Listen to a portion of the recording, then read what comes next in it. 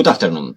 I am Professor David de Cachal, Director of the Department of Security and Defense Area of INISEG, and Director of the Official Master of Military History of INISEG and the Pegasus University. First of all, I wanted to thank Captain Arthur Gullachsen, Professor of Military History of the Royal Military College of the Canadian Army, and invited speaker professor to the Master, for his participation in this Masterclass carried out to INISEG students and framed in the military history studies of INISEG and Pegasus University. Having the support of Captain Arthur Gullachsen as an international expert in World War II means a direct benefit for the students who will witness his knowledge and experience as a special speaker, and which will undoubtedly buy an added value for us professionals who decide to study and specialize in military history on our university campus. On November 25, Captain Arthur Gullachsen have a masterful presentation on the participation of the Canadian Armed Forces in Operation Overlord, with the title The Landing of the Troops of the Canadian 30th Infantry Division on Juno Beach on the 6th June 1944. Many thanks to the Royal Military College and the Captain for his collaboration and participation in the academics activities of INISEG Military History. Thank you very much. On this occasion, that you know, it is an activity that presented as a training complement to our master's degree in military history, and in which many of our students are here with us today.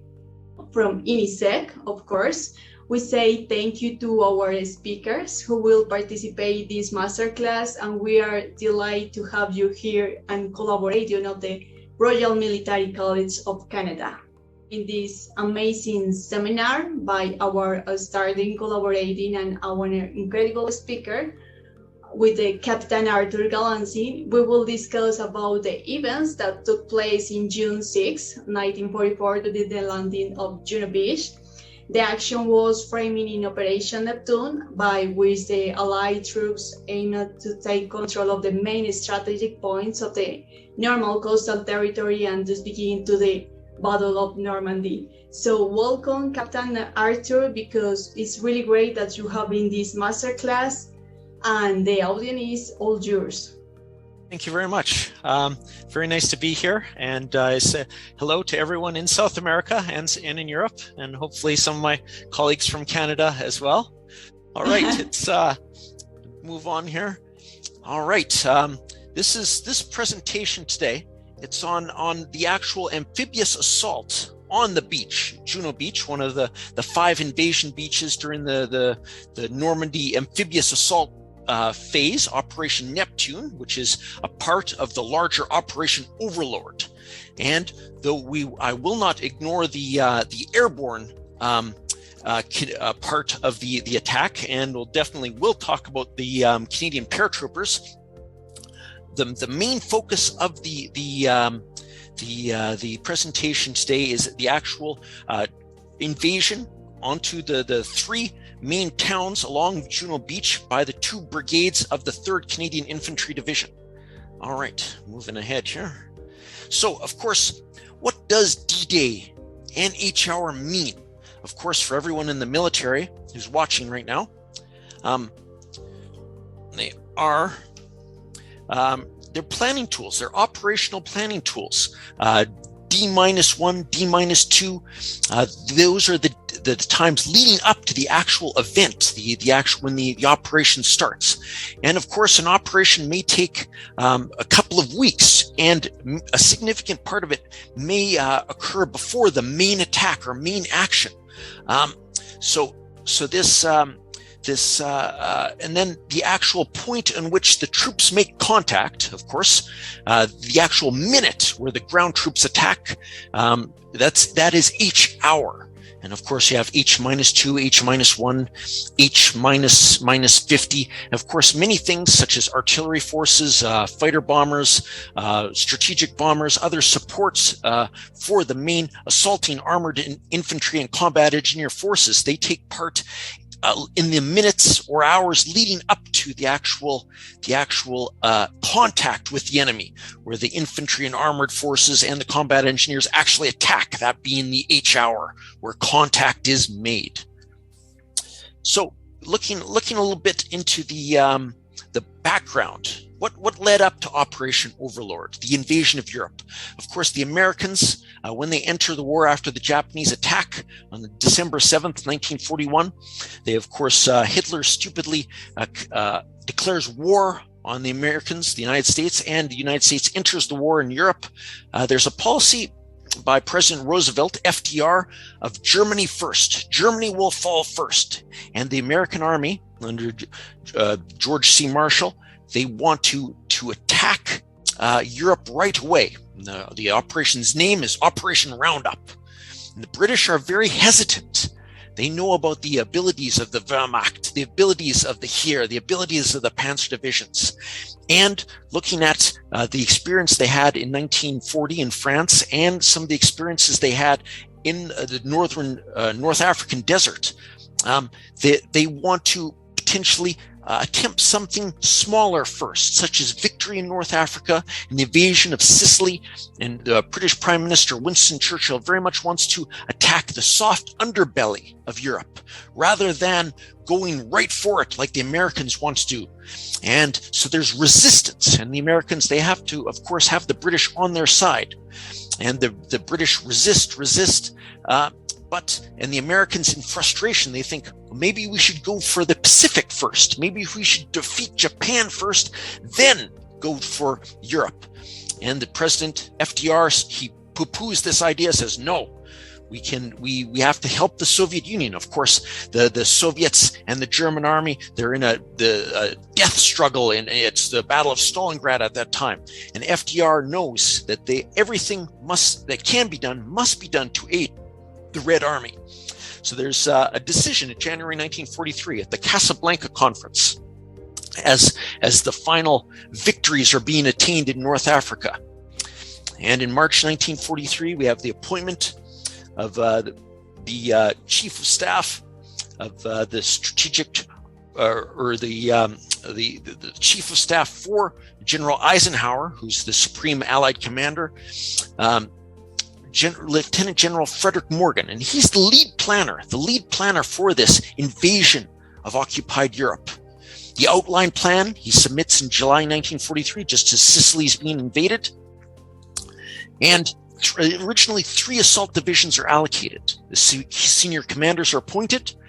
General Marshall meets again with Eisenhower, the Supreme Allied Commander in Western Europe, and the decision is made that a proper invasion can't be made until the year 1944.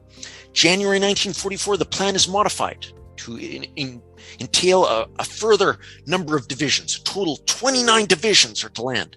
At this time, but leading up to this, in the year before, in the spring, May of 1943, the Battle of the Atlantic is won. And this is a tremendous victory for the Allies. And now that they had command of the sea and could reinforce this growing army, this Allied army of a huge number of American forces and British forces and Canadian forces now gathering, had been there for some years in southern England. The invasion is set, and for May, and then moved to June. 15th of May 1944, we have the final briefings.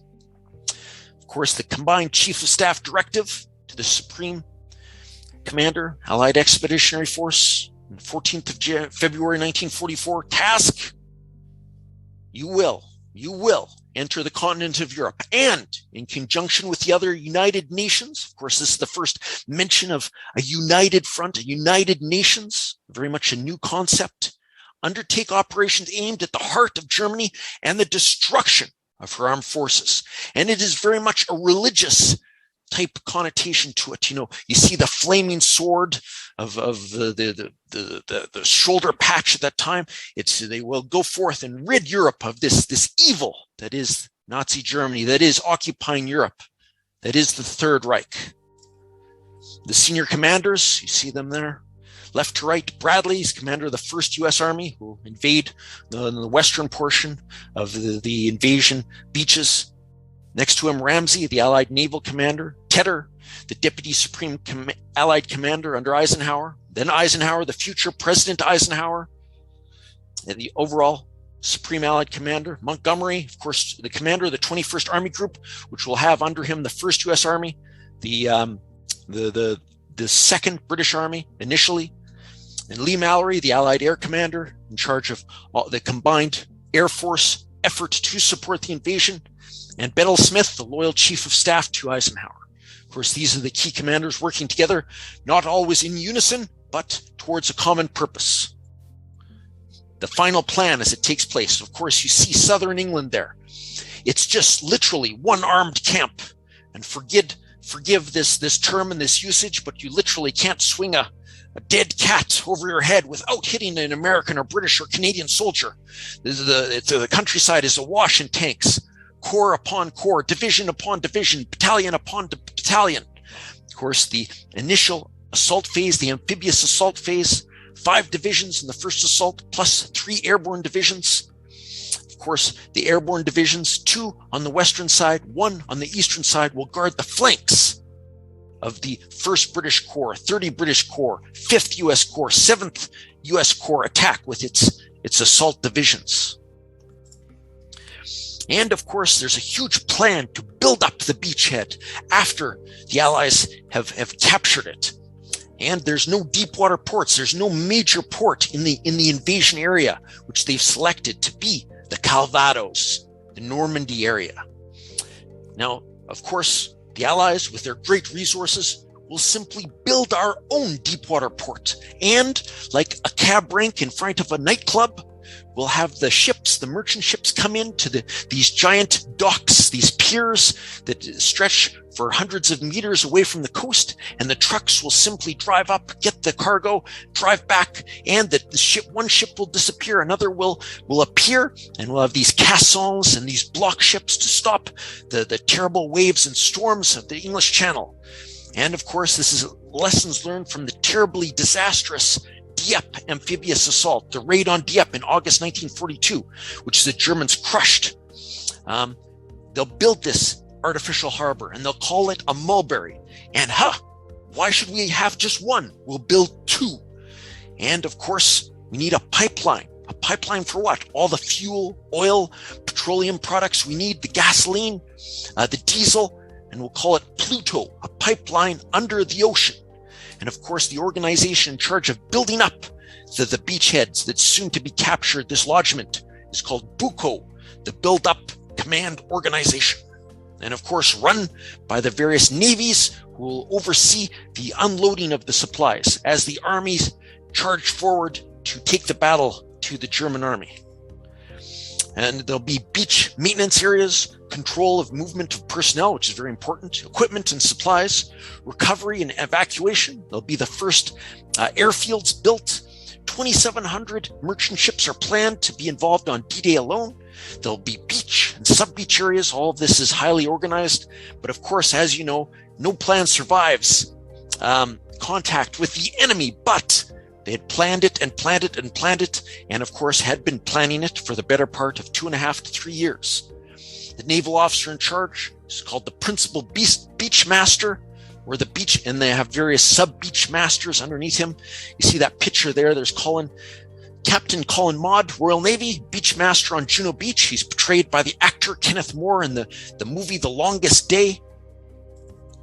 And of course, this is very much in the minds of the Allied planners, the great disaster that occurred for the 2nd Canadian Infantry Division at Dieppe, France, and they attacked the port of Dieppe in a raid to hold the port for a couple of days, then withdraw. And it was a huge disaster.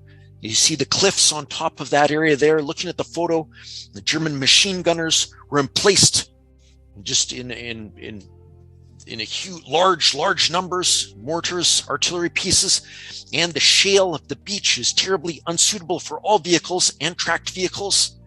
And obstacles stopped the tanks from exploiting into the town of Dieppe itself. And the lack of firepower was present. Firepower to literally obliterate the Germans from the face of the earth. And the proper combat engineers vehicles to clear all obstacles away from the advancing tanks and infantrymen to allow them to expand their hold. And of course, you didn't want any cliffs where the Germans could get the high ground and fire down onto the helpless infantrymen and combat engineers attempting to carry out their tasks. Dieppe was a terrible terrible event, which virtually destroyed the 2nd Canadian Infantry Division for the better part of a year. It needed to be completely rebuilt. So to overcome this, a huge number of specialized combat engineer vehicles, armored vehicles, Royal Engineers, ARVs, they'll launch fascines, artificial bridges, mechanized bridges, flail tanks to clear ways through minefields. And of course, you see in the bottom picture there, the Sherman duplex drive tank, which is the giant shower curtain type device, a curtain. Of course, the tank's totally waterproofed, and these tanks would swim. They'd be disgorged from their landing craft tanks, or LCT, and swim. And you're thinking, swim? How would they swim? Like this. Propellers on the back. That's why they called it the duplex drive. And the movement of the tracks as well. The curtain would be up to deflect the worst waves and rough seas. And of course, when the tracks finally grasped the ground of the shore, they would storm, the drive wheels would engage, or the caterpillar tracks would engage, and they'd move forward. The curtain would be dropped, and boom, you'd have the coaxial machine gun, the bow machine gun, and of course the main 75 millimeter gun on a rotating turret. Of course, every real tank has a rotating turret, and of course these amphibious tanks were to overcome all beach defenses, to literally blast the pillboxes, the anti-tank guns, the machine gun positions, and to storm their way through any and all obstacles with help from the combat engineer vehicles and the combat engineer on the base. The tanks were intended to win the battle once on the beach. And of course, any problem presented by the Germans was to be overcome by overwhelming firepower. And we see there the battleship Rodney done up in her invasion stripes, or invasion camouflage scheme, 18, I forget if it's 18 or 16-inch guns, the giant 9 in the triple turrets, 3 of them, as well as you see there, the RCAF Lancaster bomber. And of course, until the advent, I believe until the B-29 Super Fortress that launched the atomic bomb strikes on Japan, Hiroshima and Nagasaki, the Lancaster carried the biggest bomb load. And of course, these are intended to destroy the German artillery positions guarding the beachhead area, defending the Calvados, and to destroy the pillboxes, through the use of medium bombers, fighter bombers, and crushing naval bombardments from cruisers and actual battleships such as the battleship USS Texas, the battleship HMS Rodney, and other ones. Of course, you need a plan for this. A plan not only to totally inhibit the German defenses and gain air superiority, but to fool them into thinking we're about to invade in another area. Operation the Air Plan, the Transportation Plan, and Point Blank, those were the 2 air plans, and then Operation Fortitude to fool or deceive the Germans into think we're about to invade the area right next to the Pas de Calais, which beside Dover is the closest point where the channel train system actually operates today. Of course, these were the German strongest defenses were, and we wanted to think an imaginary army group under George Patton, the famous U.S. general, was sitting there next to Dover waiting to invade the Pas de Calais, and would force Germans to deploy some of their strongest forces there in the Pas de Calais area. Of course, the real invasion area was the Calvados, Normandy. And of course, that's where the major amphibious and air attacks and airborne attacks will take place. But we have to stop the Germans. We have to stop them from moving their reinforcements in. So Operation Fortitude does that. But there's also the transportation plan, which is using heavy, medium fighter bombers to attack any and all railroad hubs, railroad lines, railroad bridges, important auto route bridges, highway bridges, anything important, railway siding or tunnel, for example.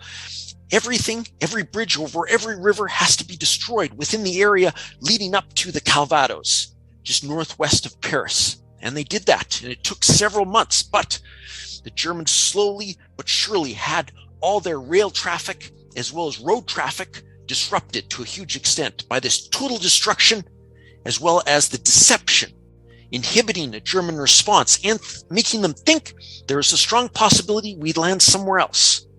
Here's the German forces in Europe, led by the somewhat elderly General Feldmarschall Gerd von Rundstedt, an old man by that stage. Some would say past it.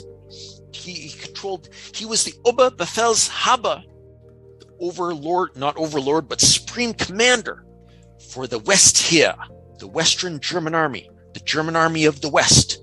2 army groups under him, Army Group B in the north, G in the south, 58 divisions, 33 of them static, sitting in concrete bunkers. Of course, the Atlantic Wall, nothing but concrete bunkers, reinforced concrete. The Germans very good at building that. 10 armored or Panzer Grenadier armored infantry divisions. Of course, Armored Group B in the north, Army Group G in the south, 7 divisions in the landing area. And of course, this Atlantic Wall that had been built in the years 1940 to 1944, very much spurred on in its construction by General Feldmarschall Erwin Rommel, the Desert Fox, who controlled Army Group B. But there's command and control problems, terrible problems. No one commander, a local commander, has control over all the armored divisions. And some of them, they need to be unlocked and get Hitler's, of course, the Führer of the Third Reich, the commander, the Chancellor of Germany, sitting in his bunker on the border with Poland, the Wolf's Lair. He had to be alerted and had to approve the release of these panzer divisions. So there's the potential for terrible delay, as no one commander has a large command of a serious number or the proper number of armored divisions that are mobile and can respond in a massive counterattack quickly, which is exactly what they need to do. It's a recipe for disaster. And on the day, that is exactly what happens. The order of battle for the Allies, of course, you see the main 2 army commanders and the overall army group commander in the picture on the left. Bradley, 1st U.S. Army commander, General Montgomery, 21st Army Group commander, General Dempsey, British 2nd Army commander, and one of his corps within the 2nd Army, the British 2nd Army, is the 1st Corps. And within the 1st Corps, with the 3rd British Infantry Division, the 6th British Airborne Division is the 3rd Canadian Infantry Division. And onto our right, as we attack, is the 50th Division of the British 30th Corps. What is the 3rd Canadian Infantry Division? It's a tremendously powerful organization with not 3, not 6, but 9 infantry battalions. They call them regiments, but there's just 1 battalion in them. Of course, it's the regimental system. It's commanded, the division commander, Major General Rod Keller, the 7th, 8th, and 9th Infantry Brigades. The first 2 brigades, the 7th and the 8th, will actually assault on D-Day. Of course, divisional units ready to follow on. The 9th Infantry Brigade, as well as the Recce Regiment, the 3 artillery field regiments, which will also land and be employed on D-Day, the engineer elements, as well as other logistics troops. Very, very powerful. But we're leaving out its most powerful, or one of its most powerful additions, the 2nd Canadian Armored Brigade, with 3 armored regiments, each of 61 tanks each. The 1st Hussars, the 6th Canadian Armored Regiment. In the middle, the regiment I joined when I was 17 years old, it still exists as a reserve regiment today, the 10th Canadian Armored Regiment, the Fort Garry Horse.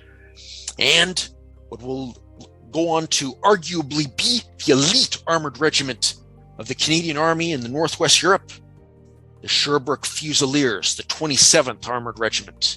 1 regiment assigned to each brigade to support it. Of course, this is an independent armored brigade, not engaged within an armored division, but actually as support for the infantry division. So the 3rd Canadian Infantry Division, not having just 3 field artillery regiments, but an additional 4 field artillery regiments, plus the 3 armored regiments, very, very powerful. And of course, there's the scene from southern England. You see it there. Every port, all the way from Land's End, Falmouth, to Portsmouth to Dover, all the way up to Dover, near the Pas de Calais, chock-a-block full of landing craft, sort of the larger landing ships, the motherships that will disgorge the huge numbers of landing craft tank, landing craft assault, smaller landing craft for the actual amphibious assault, as well as all the ships, the corvettes, the cruisers, the destroyers, the battleships. Of course, there's no aircraft carriers necessary because all of southern England is one massive aircraft carrier, with RAF Bomber Command, RAF Fighter Command, the 2nd Tactical Air Force, the US 8th Air Force, as well as other ones. Of course, there's looking at the beach there. That's Bernier-sur-Mer, I believe. Excellent for tanks. Everything that Dieppe wasn't, with its shale and tiny little rocks that could get into the tank's treads and the road wheels and their drive wheels. None of it's there. Of course, those many German obstacles that we'll talk about in a little bit here. And I should make a mention here. This is something that is important. It was changed very much for the benefit of Canada and for the benefit of history. The original code names for the British Second Army objectives, the assault beaches, were named after fish: goldfish, swordfish, and jellyfish, like all the fish you might see in an aquarium. Of course, they take them away, the fish part, for the actual assault. But it took the intervention of the British Prime Minister when he saw this. Jelly Beach. He just wasn't dignified. He knew that their massive battle would take their place there. People would die. It was the amphibious assault on occupied Europe. Can't you think of something better? So Jelly Beach became Juno Beach. And of course, as the date approaches, the pressure grows. Of course, the weather has to be perfect for air operations, perfect for airborne operations, and perfect for the amphibious assault and this giant, massive fleet that's about to disgorge from every single port, literally every single port along the coast of southern England, all the way from Cornwall, where my grandfather lived, all the way to Dover, with the giant naval bases at Portsmouth. The 23rd of May, the invasion date, is tentatively set for the 5th of June. Landing window is for the 5th of June, 5th to the 7th of June, 1944. It's finally 2100 hours on the 4th of June in Southwick House near Portsmouth, a giant underground bunker where you see a scene there in the pictures where they have massive plotting maps, and every single general, an important military figure, is crammed in there who's not actually on a boat during the actual invasion. There's a briefing. In this meteorological briefing, Group Captain J.M. Stagg, the chief meteorologist, Supreme Headquarters, the Allied Expeditionary Force Chief, the weight of the world is on his shoulders, but he sees the weather is terrible. It'll be high seas in the channel. We can't go. It's not right. And they stop it, and they delay it by one day. And then they look again. It's 4 o'clock in the morning on the 5th of June, the next day. Of course, this is still a day away from the invasion, 04:15 hours. They're given another briefing, and there he sees very clearly there'll be a break in the weather. And he gives it the thumbs up. Group Captain J.M. Stagg gives it the go-ahead. And from Southwick House, the giant underground bunker, concrete as far as the eye can see, the order is given. Exercise hornpipe, Helicon Y +5, finally and definitively confirmed. Helicon Y, of course, equals the 1st of June. Helicon Y +5 equals 6th of June, 1944, D-Day. The routes, of course, all across southern England, the giant aircraft carrier that is everything west of England, west of London, north of London, south of London, across every airfield. All the engines begin simultaneously. All the bombers, all the transport, the C-47s with all the paratroopers, they all embark. General Eisenhower meets some of the paratroopers. He's photographed there with them.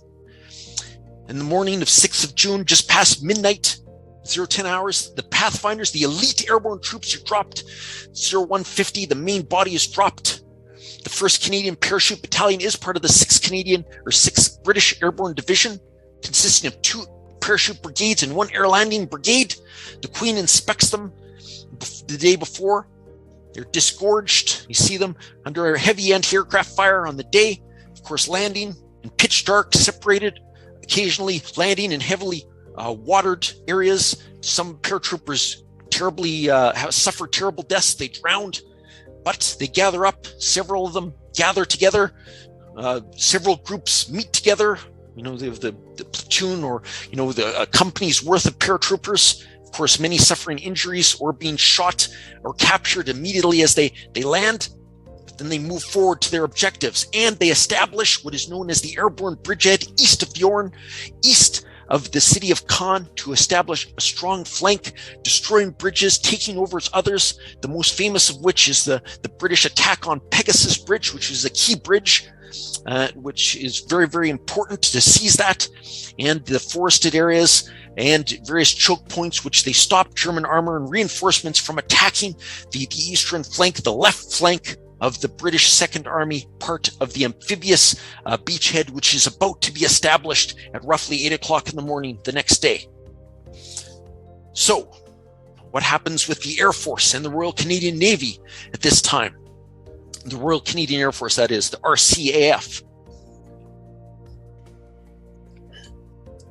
Talking about the fighter bombers, the 2nd Tactical Air Force, 4 tactical fighter wings, 12 squadrons, the Photo-Rucky wing, other fighter squadrons, bomber squadrons of RAF Bomber Command, which the RCAF bomber squadrons are subordinated, as well as the coastal squadrons of the RCAF also involved. The naval effort is huge, 5,300 Allied vessels in total. The RCN, Royal Canadian Navy contribution, 109 vessels, 10,000 sailors, minesweepers. They escort some of the U.S. forces to Omaha Beach, Bloody Omaha.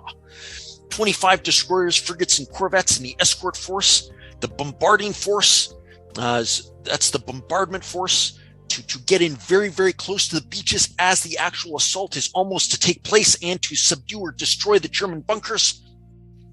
We have the motherships, Prince Henry, Prince David, which will disgorge the huge numbers of infantry landing craft, 26 landing craft infantry, larger ones that sail right across the channel, the assault flotillas, the motor torpedo boats, and of course the Royal Canadian Navy Beach Commando, who will help to administer the chaos of the armored assault, to get the beach ready to take reinforcements and further forces and control movement on the beaches until it's not needed anymore. And the naval and air bombardment, it's absolutely earth-shaking. Does not destroy the German pillboxes and bunkers because they got reinforced concrete.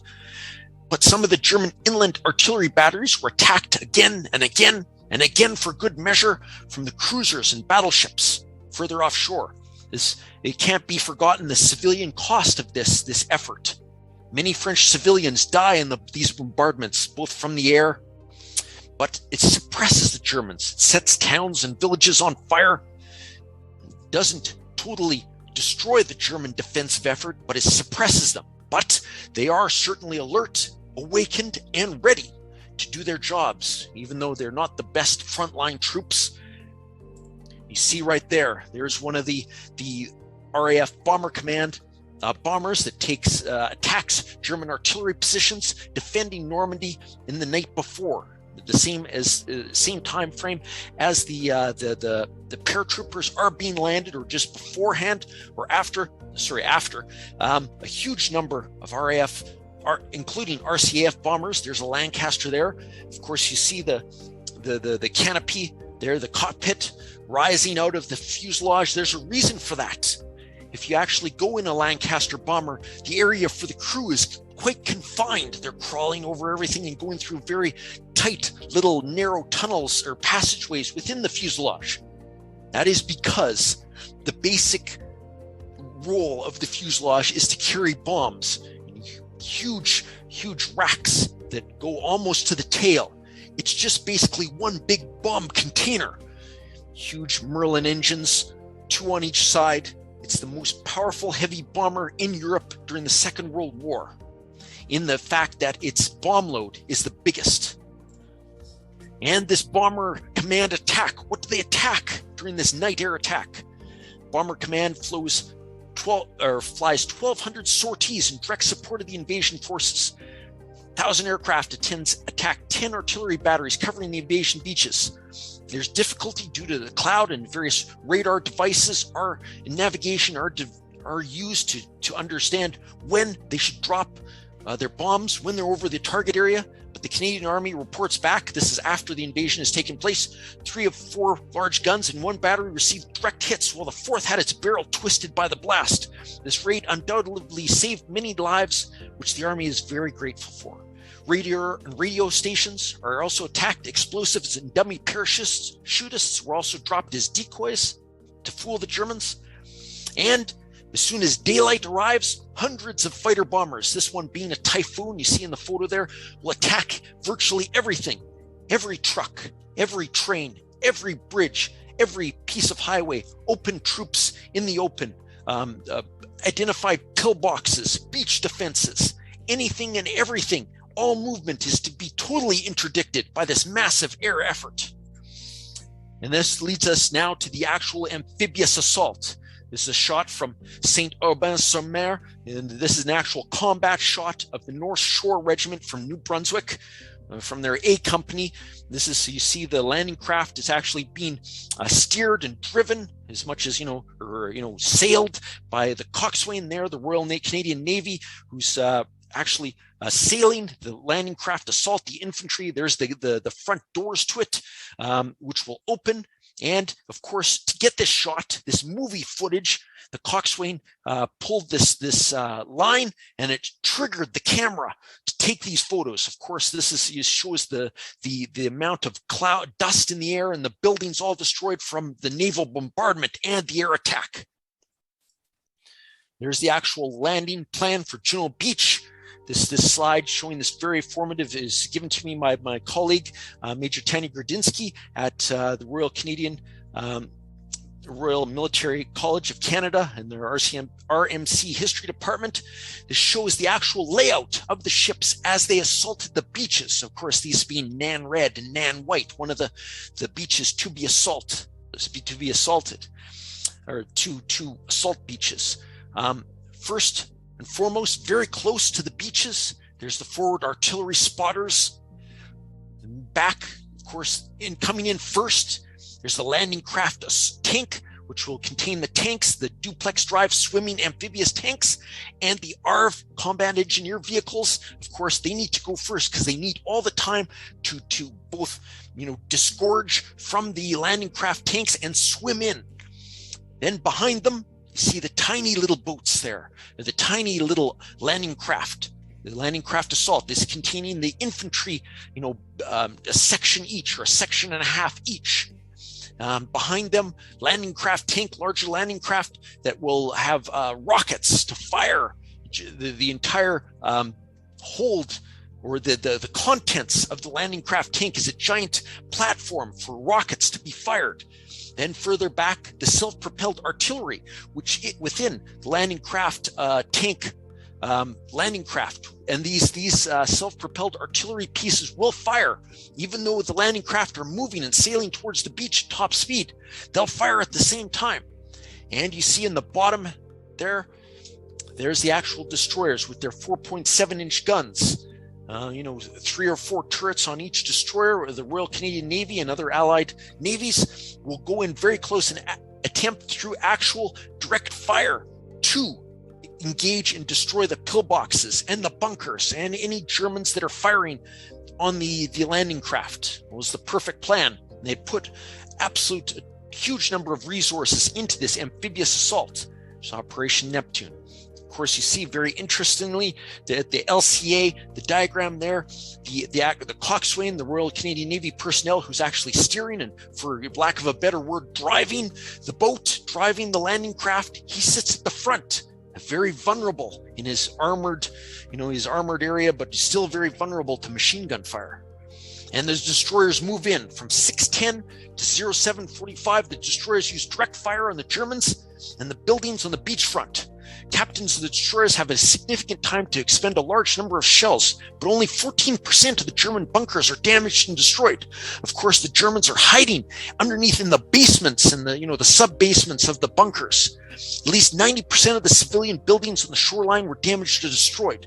The German bunkers, however, withstand the pounding. The main effect was to stun, concuss, or incapacitate the German defenders, sheltering, as this huge, firepower assault was literally shaking their teeth inside their jaws. So you see there in that diagram there, that's the spout, right below the Isle of Wight, right next to Portsmouth. Right next to, what's this, looking close at it. Yeah, it's right beside Portsmouth. They all come out and all the ships assemble. They cross the German mine barrier. The mine sweepers sweep the area. And then they get into the assault area, which is the Calvados. You see that sheltered area of the Normandy beaches. And of course, they have the USAA and BAA, the United States assault area, the British Army assault area, United States Army assault area. I think that's what that stands for anyway. The approach to the beaches. And they have Force J, which is the one responsible or closest to Force Juno Beach. Command ship is the Hillary. It's the headquarters for the 1st British Corps 3rd Canadian Infantry Division. Sailed at 1925 hours. They have the bombarding Force E with them, 2 cruisers, including the HMS Belfast, which is today a tourist attraction inside the River Thames in London, as well as 11 destroyers and 47 larger landing ships, the motherships that will disgorge the large numbers of landing craft, the tiny landing craft. Of course, there they are. The Canadian objectives. It's a 2-brigade landing of the 3 brigades. 7 Brigade is on the left, Mike. 8 Brigade is on Nan Beach. 9 Brigade is in reserve. There's to advance these units 10 miles. That's the objective anyway. Of course, the H-hour, the actual landing or contact with the German enemy, the defenders of the Atlantic Wall, the west here. 7 Brigade at 0745. 8 Brigade 0755. Or that's the plan, of course. All good plans. None of them survive contact with the enemy. The defenders, who are they? They're largely static formation. They're not equipped with trucks. They're mainly built to inhabit and defend the bunkers. In a very ruthless way, the Germans are quite nasty in this regard. These soldiers are meant to fight, and they're meant to die in their bunkers. They will either win. There's no plan for them to withdraw. 7,000 personnel, 5 large guns protecting the beaches in this 19-mile sector. The beach defenses are not continuous. The defenses are roughly 500 to 800 yards deep, a coastal ribbon. But once you get past that ribbon, there's no further defenses. They have, various reinforcements that are coming are placed in depth. But the main force of the German defenses and their anti-tank guns and machine guns and bunkers, it's all along this coastal ribbon with trenches and shelters. And there's 4 companies in the bunkers. These are grenadier companies. Grenadier is the German word for infantry. Grenadier. And you see them. There's the 7th Company of the 736th Infantry Regiment. Then the 6th Company. Bernières-sur-Mer, the 5th Company. Saint-Aubin, the 5th Company as well. Then the 9th, I think that's the 9th Company. And later on, I believe that's the 8th Company, close to Strong Point, Rivabella, which is during the British amphibious invasion zone there for, I believe it's Sword Beach. And of course, the main 3 towns. And you see the sort of the offshore, reefs. Les Îles de Bernières, Roche de Lion, Roche de Var. This is, the you can't sail a ship in because these offshore reaches, these sandbars. Courcelles is a strong point. Bernières-sur-Mer. Saint-Aubin-sur-Mer is the weakest defended, but Courcelles is strongly defended. And behind them, they have the 441st East Battalion or Ost Battalion. These are Russian former prisoners of war, some Polish former army members that have been taken from the Polish and Russian Ukrainian populations fighting in the German army. They're not very committed. And then there's obstacles, barbed wires, mines, of course, some obstacles with mines on them. Some anti-tank obstacles taken from the Belgian frontier. They call them Belgian gates, which are giant wire, strong, squarish type devices. They're made out of iron. Belgian gates, as well as these tetrahedron, with logs, with of course anti-tank mines to hit landing craft and set them off the mines in a massive explosion if the landing craft hits them, as well as barbed wire belts and further minefields closer to the actual bunkers. Of course, the Germans can't be everywhere, and there are some significant gaps in between the defenses.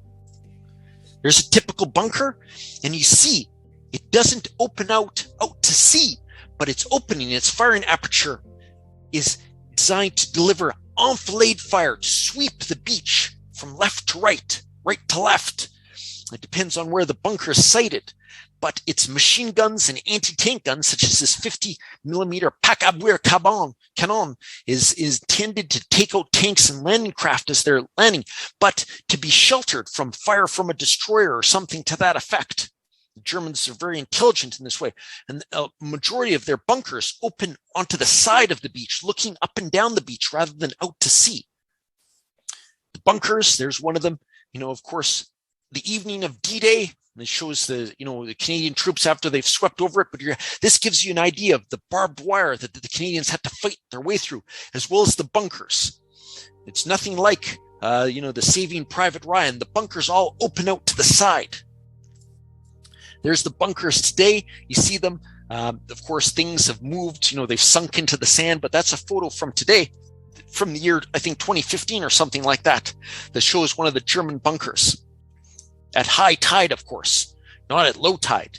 And of course, when the Canadians were attacking, it was low tide, so they could see the obstacles and they could get as close as they could, and land the tanks, and the tanks could see the obstacles and drive around them potentially. But it gave the problem of there's a huge amount of open beach area where guys could be machine gunned and be perfect targets. It was a dangerous situation.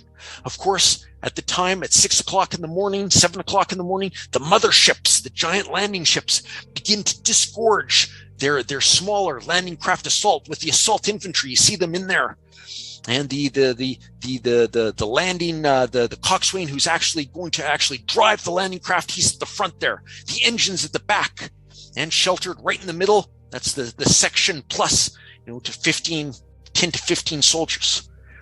The duplex drive Sherman tanks begin their swim into the beach.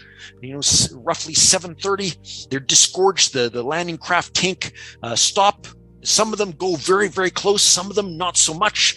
And the landing craft tanks begin to, in a very scary way for a very frightening way for the crewmen on the tanks. Of course, the tanks weigh several tons, and they're totally waterproofed, but the only thing that's stopping the sea from coming in is the giant waterproof curtain and the waterproofing the engine. And of course, how do they drive in? Look at that. There's the propellers, and there's the curtain. And of course, the caterpillar tracks are moving at the same time. All of this is driving the water back. Of course, displacing the water and pushing it back. And the tank slowly but surely, going as fast as they can, which isn't very fast compared to the infantry assault craft. They try to get as fast as they can onto the beach because they know the lives of the infantrymen are depending upon them getting onto the beach as soon as possible. And of course, there's a map right there showing the 3 objectives. The River Suze coming right into Courcelles-sur-Mer, with the Mike Beach, and a bit of Nan Green. The Regina Rifle Regiment has the other half of Courcelles. Then the next objective, Bernier-sur-Mer, Queen's Own Rifles of Canada on Nan White. The North Shore Regiment is with the 48 Royal Marine Commandos, the British Commandos, is to attack Saint-Aubin-sur-Mer on Nan Red Beach. Of course, further on forces, once they land, are to push forward and to reach the phase line Elm and later the phase line Oak. So this is the first beach assault area: Courcelles, Mike, Green Red, and Nan Green, which, it straddles both the Nan and the Mike sectors. There's the Royal Winnipeg Rifles. This is a combat shot. They're moving in. There's the landing ship that's just disgorged them. They're all forming up into their formation for the assault wave to come in. Of course, the landing craft tanks. Landing craft is up ahead in front. Of course, you see some of the troops there. They're all under high stress. Some of these men will die within the next 20 to 30 minutes.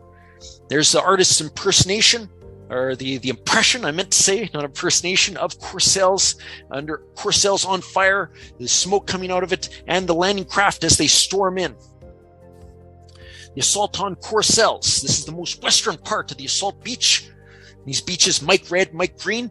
These are the objectives of the Royal Winnipeg Rifles and one company of the 1st Can Scott Regiment, the 1st Canadian Scottish Regiment. The landing craft assault of the Royal Canadian Engineers Beach Assault Party and the first 2 Royal Winnipeg Rifles companies and the 1st Can Scots Company land at 0749 hours. They beat the tanks in. This is not a good thing because they need the tanks. They need them right away. Of the 1st Canadian, the 1st Hussars, the 6th Canadian Armored Regiment, following a period of heavy fire in which many Royal Winnipeg Rifle soldiers are machine gunned in the water as they're struggling in the water. They managed to disembark among the half-submerged beach obstacles, and you see the sheer level of barbed wire in front of Courcelles in the bunker there next to the mouth of the river Selles. The landing craft tanks finally make it with the ARVs and the DD tanks that come ashore and assist in engaging the beach defenses, some already cleared by the Royal Winnipeg Rifles. The 1st Can Scots Company encounters literal resistance off to the west, and a pillbox it was responsible for is destroyed by direct naval gunfire. It's very, very good for them. They have an easy time of it.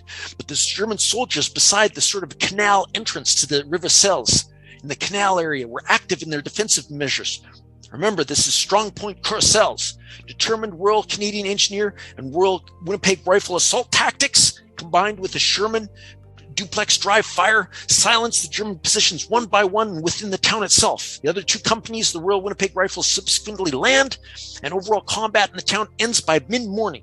Later that afternoon, the battalion pushes forward to the village of Cruelly and was consolidated there by 1700 hours.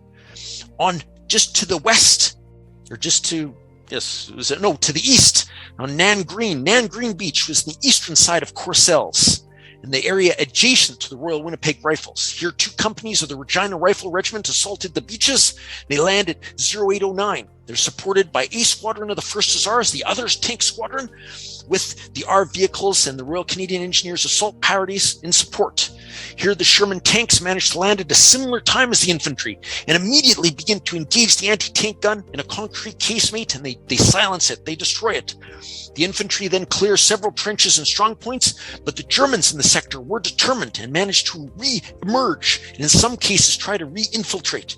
However, the Canadian infantry with tank supports manages to defeat the Germans, and the Regina Rifle Regiment, the same as the Royal Winnipeg Rifles, pushes forward.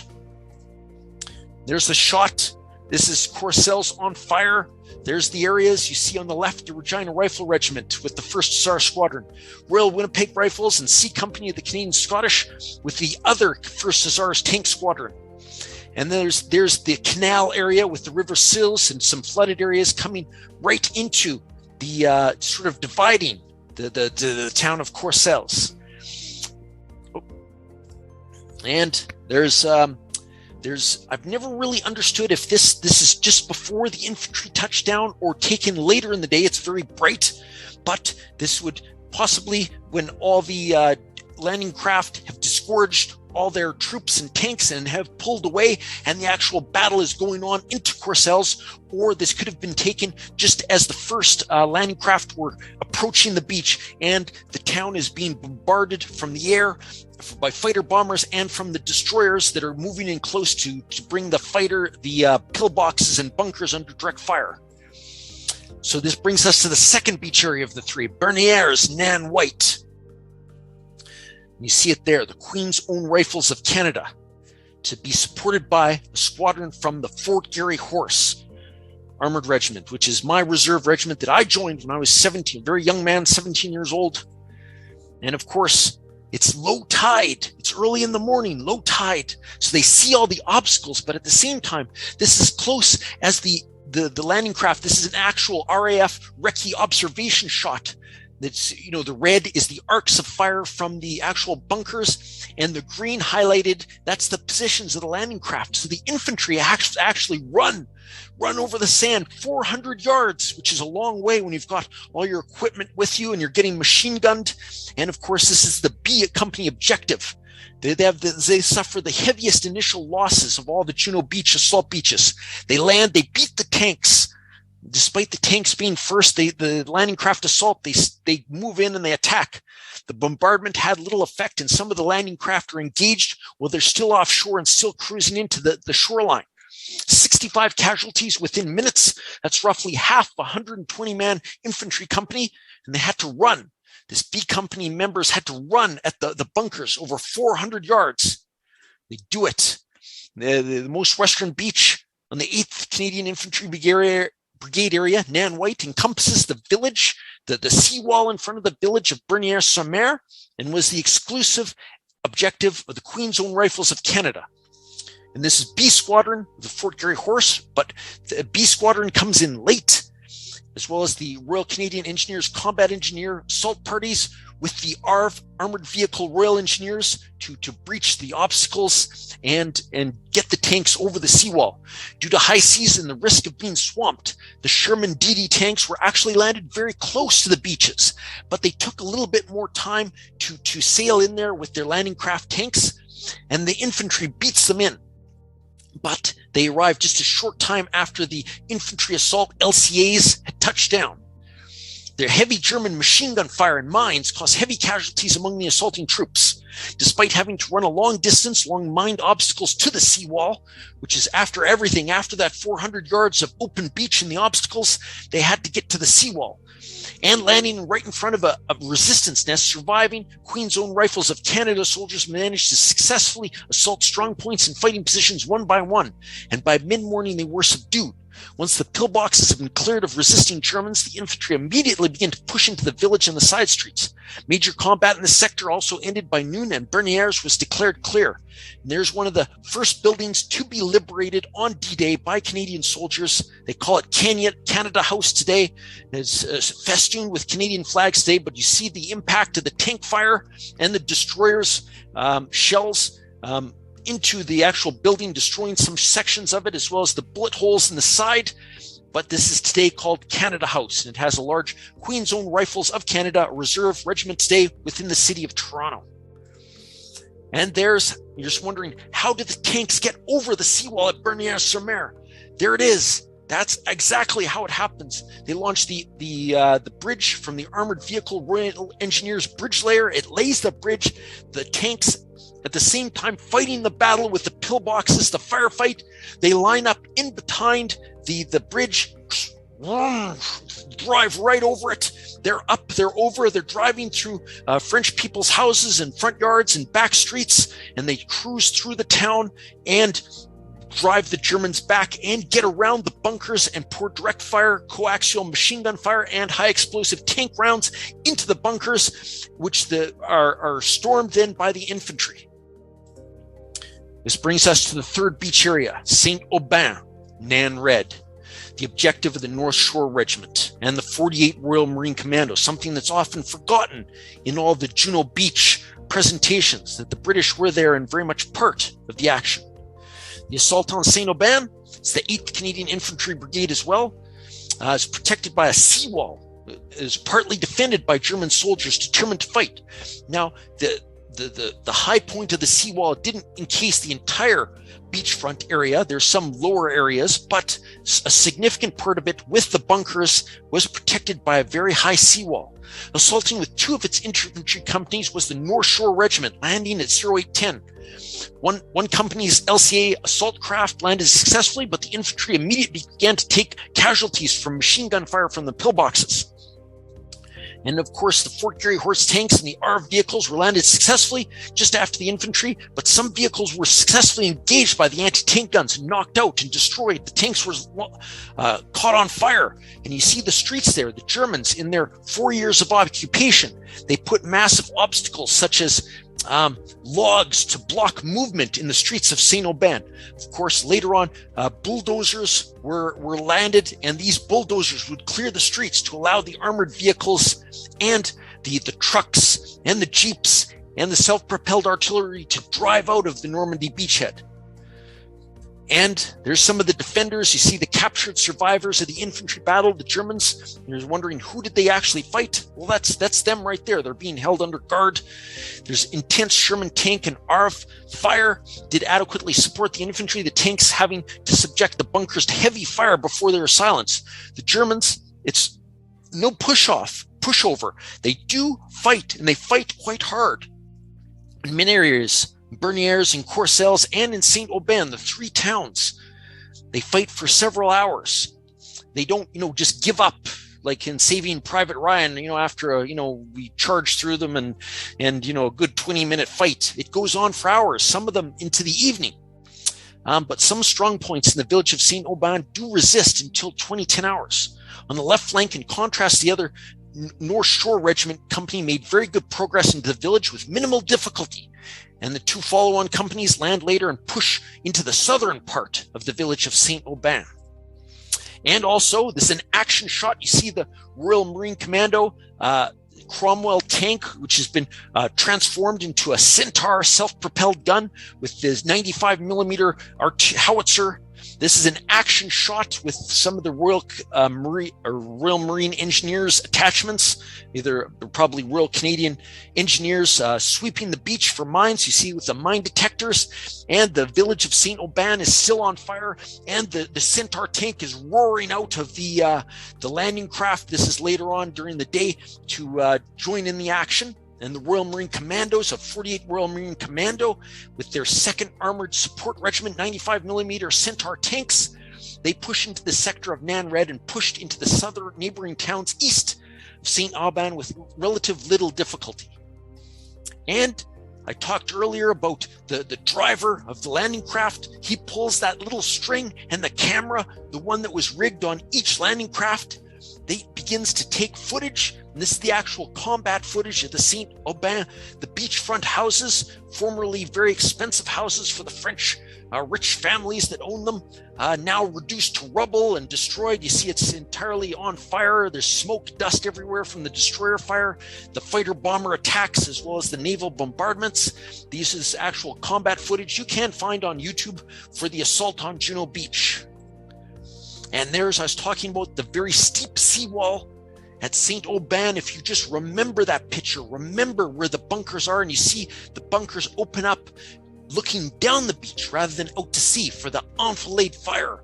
This is a French artist's impression of the fighting that took place there. You see the fighter bombers attacking and the Canadians having to go up the stairwall of the seawall. There's the same bunkers being attacked, and a tank has gotten up on the seawall somehow with support from an combat engineer vehicle to drive up and over the seawall, and it's up there into the side streets and is firing directly at the opening of the bunker and killing the Germans within it.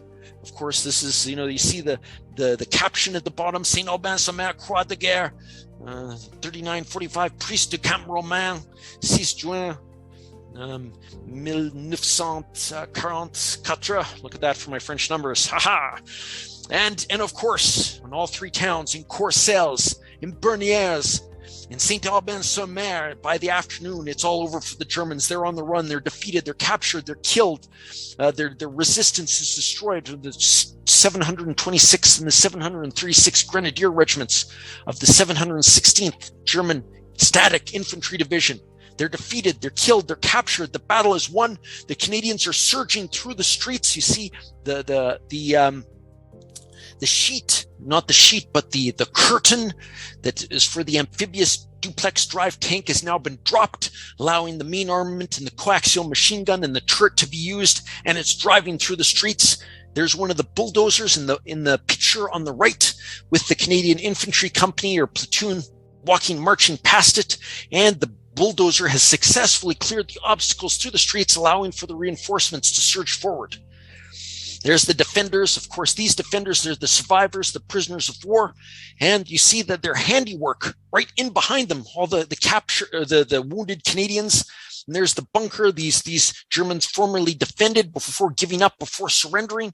They've escaped for their lives, with their lives, and now will be shipped back to England, to prisoner of war camps in southern England or Scotland, or maybe even in Canada.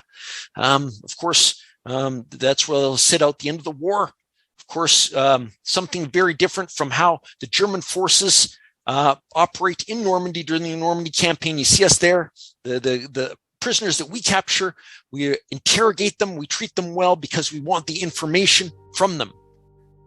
There's no point in killing prisoners. There's no intelligence to it, but that's what some of the German Waffen-SS do during the Normandy campaign. Just thought I'd throw that in there. It's an interesting fact. The Germans, very prolific at it. We do not do it. We don't practice that. And of course, the reserve brigade waiting, the brigadiers is given the signal by Major General Keller to land the 3rd Brigade at 10:50 hours. The beach congestion delays movement. And the beach is then, it's used for maintenance and for organizing and fixing vehicles and evacuating the wounded. But as these forces push off the beach and seek to consolidate inland, there's a 3D view. If you look at it there, a 3D view, it's taken from one of the very brilliant Osprey books published in Oxford, England, of the assault on Juno Beach and the follow-on forces of the 9th Canadian Infantry Brigade and the other regiments of the 7th and 8th Brigades. They've landed and they push in. Of course, you want to make it all the way to Caen, to Line Oak, which is the railway line between Nory-en-Bessin and Carpiquet Airfield and the city of Caen. But we never quite make it due to the worry that the Germans will catch us moving and not consolidated, not in a fortress position, because we're very much worried about the German counterattacks. We stop and we go firm, so to speak, and establish our fortress positions to crush and destroy the German counterattacks, and some of which happen on the 7th, 8th, and 9th, 10th, and 11th of June before we gain the initiative and crush the German attempt to, in later battles, to gain the initiative and to crush the beachhead. We destroy and achieve a total victory upon their counterattacks of the arriving panzer divisions, which arrive piecemeal. They're defeated one by one by the air superiority and our artillery superiority. And then we gain the initiative from the 11th of June on, and we eventually break out by August from the Normandy beachhead. There's a shot of a Sherbrooke Fusilier's tank being unloaded. Of course, during the day, during the afternoon, any landing craft that can get very, very close or beach itself does so, and the vehicles are disembark directly onto the beach. As you see the Royal Canadian Navy beach parties there, putting the fascines full of the metal make the pathways and artificial roads to allow the vehicles to move off the beach, move through the sand without being stuck. And of course, wounded are being evacuated. And of course, we wanted to go all, you see it bottom left-hand side there, Line Oak at Petite-Bessin, and Bretteville-Lorglues in the bottom left-hand of the map, but we get only as far as Colombey-sur-Tharon, Pierreport, Trully, and we establish our defensive line there for the night. The British Second Army Commander, Lieutenant General Miles Dempsey, British Second Army Commander, says, "That's it, no more, arrête, stop. Go firm, establish your defensive positions." And because of the fear of the German panzer counterattack, and that we have to be ready to absorb it and defeat it through massive firepower, anti-tank fire, artillery fire, machine gun fire, we establish our defensive line there.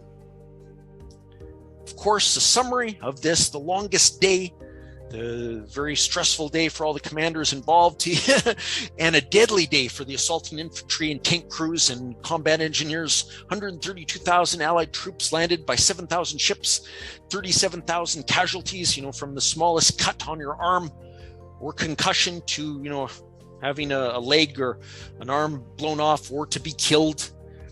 37,000 Allied casualties, 14,000 Canadians landed on D-Day. Of course, the strength of the 3rd Canadian Infantry Division, excluding the Armored Brigade, is roughly 20,000 soldiers. 450 jumped by parachute or landed by glider. These are Canadians. 10,000 sailors of the Royal Canadian Navy were involved. The sacrifice, of course, this is a photo that's not widely circulated. Probably the first time that many of you have seen it. This is, I believe this is in front of Saint-Aubin-sur-Mer, in front of the seawall. This is the dead bodies. Of course, no one's taken the time to pick them up. And with the tide coming in, the tide it's not at low tide anymore. It's coming in, and the dead bodies are coming and washing ashore. You see them there, mounds of them.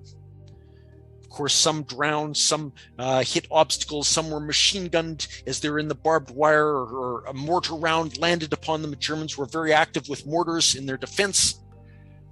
340 Canadian soldiers gave their lives in the assault on Juno Beach, in the actual beach assault invasion. The amphibious operations, not the airborne. 574 wounded, and 47, unfortunately, were taken prisoner.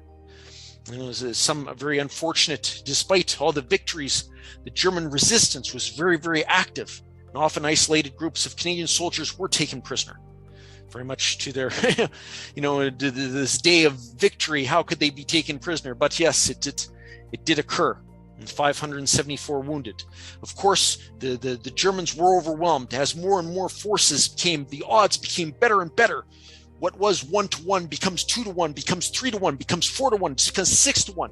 And the defeat, the disgrace, the sacrifice of the attack on Dieppe is erased. It is avenged with a vengeance, with an absolute certainty. And with that, my presentation comes to an end. My last slide here, those are my books. The one on the left about the German army in July 1944, and they're fighting on this Verrières Ridge. It comes out in July. And this one came out in February of this year, An Army of Never-Ending Strength, about the Canadian Army in Northwest Europe.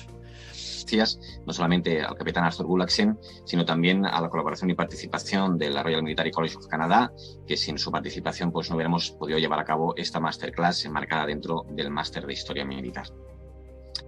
En esta masterclass que hemos podido seguir durante más de una hora, a cargo de nuestro destacado y colaborador profesor del máster, el Capitán Arthur Gullachsen, hemos ido tratando pues, los diversos sucesos acontecidos el 6 de junio del 44 durante el desembarco en la playa de Juno. La acción estuvo encuadrada en la Operación Neptuno, por la cual pues, las tropas aliadas tenían como objetivo tomar el control, pues, evidentemente, de los principales puntos estratégicos del territorio costero normando y así pues, dar comienzo a la Batalla de Normandía. Como muy bien pues, ha ido explicando el Capitán Arthur Gullachsen todo el proceso de desembarco de las tropas canadienses. También hemos analizado en profundidad los planteamientos estratégicos, los movimientos de las tropas, el porqué, las consecuencias, en definitiva, todo acontecido en este episodio clave del desembarco de Normandía de aquel 6 de junio de 1944. Como bien sabemos, la playa Juno era el segundo sector de invasión de las fuerzas de la Commonwealth. Aquel 6 de junio del 44, en la medianoche, más de 3.200 vehículos desembarcaron en la playa, aunque 90 de las 306 lanchas de desembarco canadienses fueron destruidas o seriamente dañadas. Las pérdidas de la tercera división de infantería canadiense, como muy bien apuntaba el capitán Gullachsen, dirigidas por el general Keller, eran muy altas. 340 soldados que fallecieron, 574 resultaron heridos, 47 fueron capturados por las tropas alemanas. El regimiento Queen's Own Rifles fue el más afectado con 143 bajas. Le seguían los Royal Winnipegs con 128, 125 para el regimiento North Shore y 108 para los Regina Rifles. En esta playa se registró la mayor tasa de bajas para los soldados de la Commonwealth. Con lo cual, en esta masterclass hemos querido pues, rendir un tributo a todos aquellos soldados canadienses que lucharon y murieron en la playa de Juno, Normandía, aquel 6 de junio de 1944. Y con este breve análisis de lo que hemos ido analizando por parte del capitán Gullachsen en esta masterclass para todos los alumnos del máster y todos aquellos que habéis podido compartir en este rato la excelente ponencia de nuestro profesor invitado, daríamos paso a las preguntas que pues, nos hubierais podido realizar a lo largo de esta masterclass. Captain Arthur, during the course and your presentation, we received so many questions about all participants and are interact in an incredible way. So I have the first question for you that is about what were the failures in Montgomery's strategy in the capture of Caen on the first day when the trading was carried out in the Anglo-Canadian zone, and when the objective of the Anglo-Canadian troops was the capture of the Caen and headquarters, and instead taking it the next day. The decision is made to stop. The British and some Canadian units don't advance as fast as they potentially could have. Some armored regiments drive all the way to the village of Authie and Biron, which is very, very close to Caen, and they're very close to Carpiquet airfield. But they're ordered to return because the remainder of the Canadian forces and the British forces, while they managed to disentangle themselves from the massive traffic jam that is the beachhead and get organized to push forward, it doesn't happen fast enough. And though they do get somewhat close to Caen, it's very, very tragic because of the amount of lives that will be lost attempting to and Caen will not fall until, not all of it, or the northern parts, till the 10th of July, nearly 1 month later. The Germans move in and they establish their defenses, and there's a very heavy German counterattack that takes place on the 7th of June. But if we weren't in a proper defensive orientation, perhaps the German panzer counterattacks on the 7th, 8th, and 9th would have succeeded. So we are very planning to absorb with our shield, the defensive outlook, rather than an offensive posture. And we managed to crush the Germans, but the focus of going on the defensive to secure the beachhead and its survival, unfortunately, destroys our chances to move quickly into Caen. And also, it must be said, the British Second Army, the British Army of the late war period, the Canadian Army, it's very much an artillery armies. They're based on anti-tank units, field artillery units, medium artillery units, in a very almost First World War style of fighting, with heavy firepower rather than the armored units to fight a decisive tank battle with the Germans, like the Germans want to do. So hopefully that gives some insight on the defensive outlook of the Canadians and the British as they first attempt to secure the beachhead, to defend it rather than to attack out of it. We have other question for our audience that is about which were the key points to keep the operation of a low secret.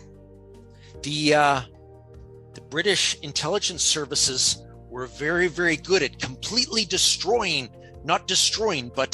capturing and turning any German agents that somehow showed up in southern England. They would suddenly be captured and said, okay, you're going to do this. Now you're going to feed this false information back to your German intelligence overlords. And the German intelligence services, the Abwehr, were very much, there's no other way to say it, during the late war period, they were incompetent. And the Allied air supremacy was such that German recce overflights, reconnaissance Luftwaffe flights over southern England were very much curtailed, and immediately as any German aircraft approached the British home islands, they were immediately intercepted. The Kriegsmarine was very much in a defensive footing, very much contained to the French ports.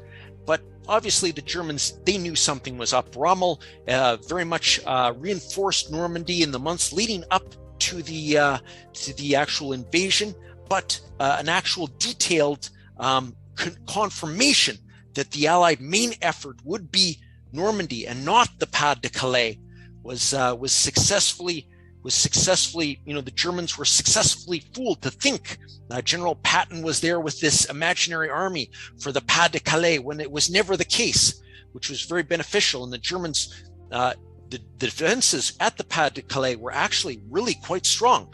And if a possible invasion attempt had occurred there, who knows what might have happened. But of course, the historian can never entertain the what if, who if, what if happened.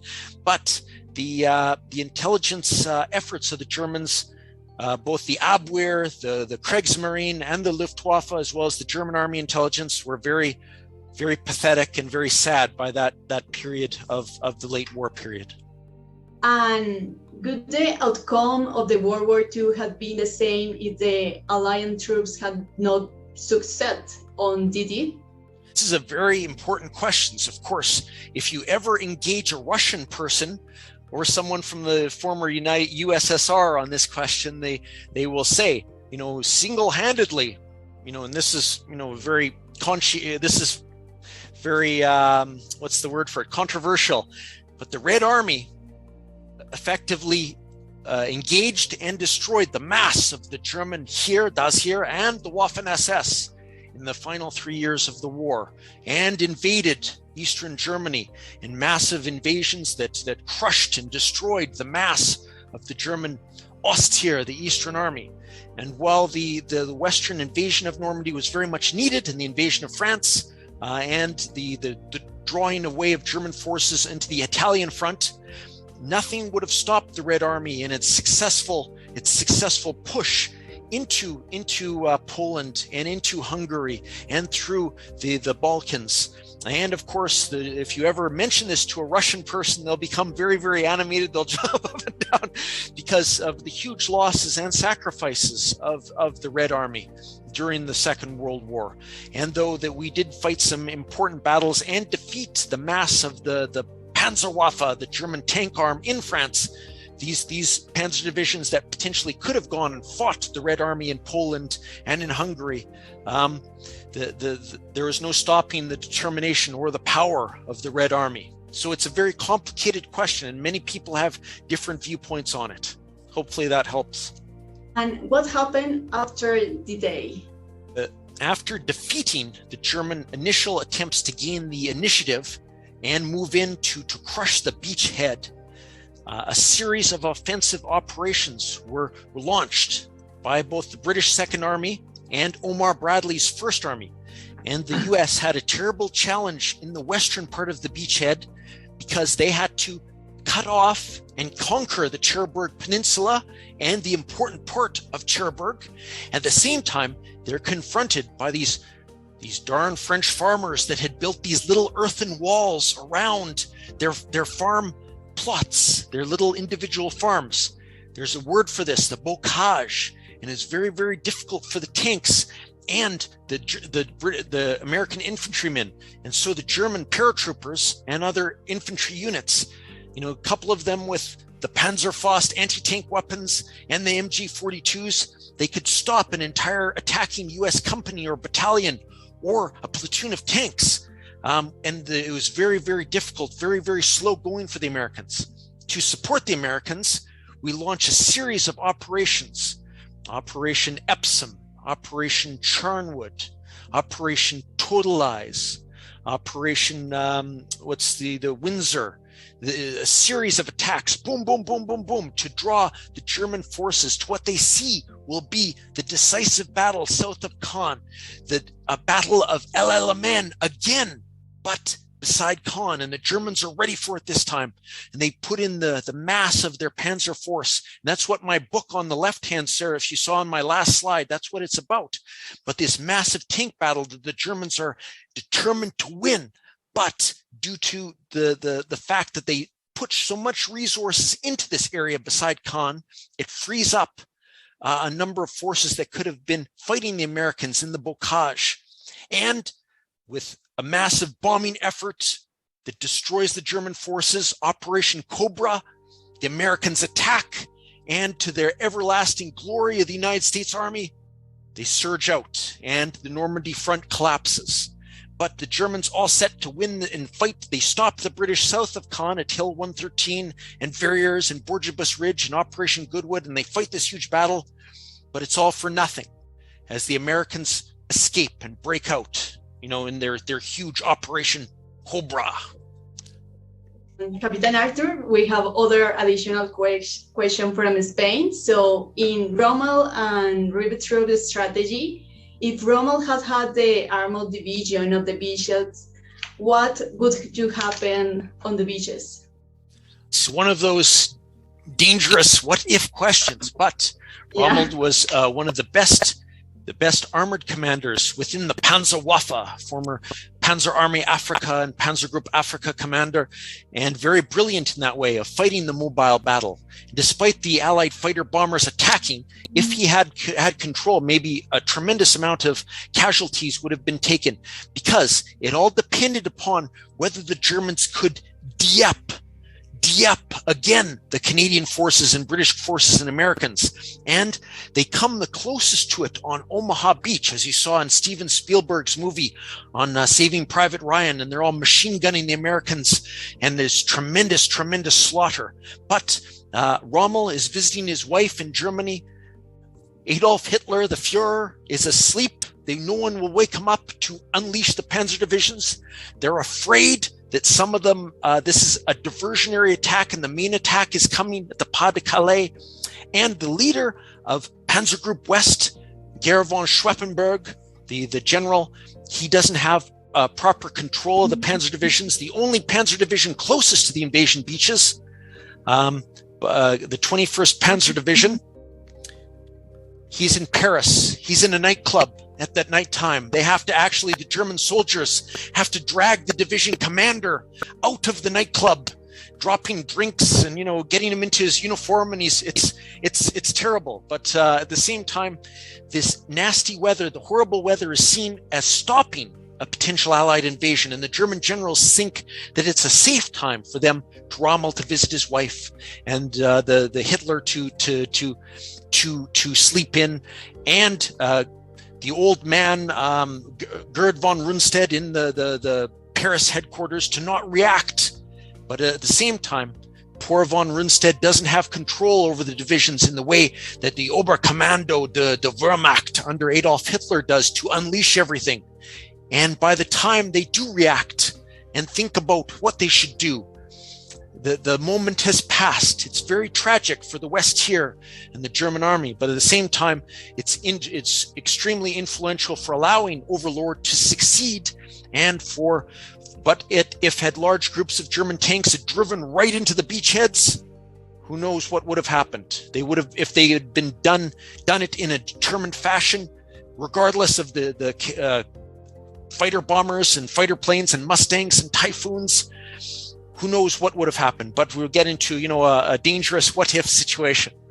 Arthur, for your excellent presentation in this masterclass on the landing of the Canadian troops on the Juno Beach. Por ello, nos gustaría, y desde mi parte como director del Máster de Historia Militar y director del área de Seguridad y Defensa de INISEG, dar las gracias al Capitán Arthur Gullachsen por su participación, a la Real Escuela Militar Canadiense de las Fuerzas Armadas Canadienses por su participación en esta masterclass, a todos los asistentes, participantes y alumnos de INISEG que habéis estado escuchando y siguiendo esta excelente masterclass sobre los desembarcos canadienses en la playa de Juno el 6 de junio del 44. Y con ello, finalizar, comentaros que en unos días tendremos puesta en nuestro canal de INISEG, canal de YouTube de INISEG, esta excelente masterclass, para que la podáis seguir y continuar viendo una y otra vez. Y con ello, pondremos punto y final a esta actividad, a este seminario, y espero que podamos volvernos a ver muy pronto en las siguientes actividades que haremos ya para el año 2022 dentro del Máster de Historia Militar. Muchas gracias a todos, gracias a Laura por su participación y traducción en la parte inglesa. Y Arthur, thank you very much for your presentation.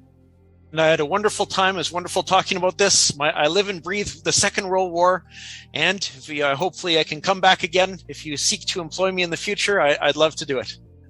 Thank you very much for participating in INISEG.